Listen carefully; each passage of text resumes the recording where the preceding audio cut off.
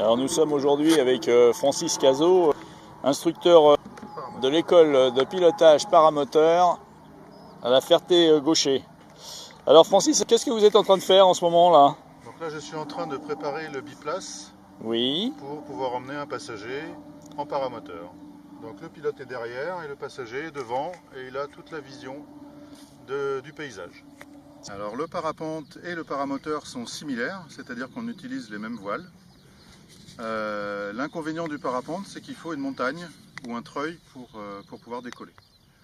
L'intérêt du paramoteur est de pouvoir décoller du plat grâce au moteur. Donc le moteur va nous servir à monter et une fois qu'on est en l'air, on peut couper le moteur et fonctionner comme un parapente.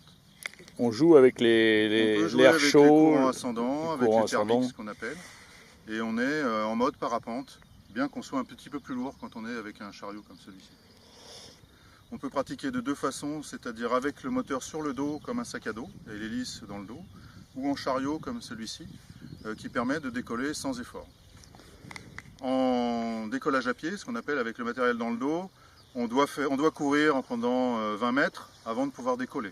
Donc c'est un peu plus physique. C'est un peu plus sportif, ça s'adresse plus particulièrement à tout le monde. Alors ça, c'est soit ceux qui veulent faire du biplace tranquille, c'est-à-dire que le passager et le pilote sont assis confortablement et peuvent voir le paysage sans aucun problème, ou les personnes qui ont des problèmes de dos, ou des problèmes de genoux, ou des problèmes de n'importe quoi, des handicapés aussi. On peut aussi bloquer les roues pour que une personne handicapée moteur puisse piloter ce type d'appareil. Ça se pratique évidemment par beau temps. Alors on pratique par beau temps, mais il ne faut pas trop de vent.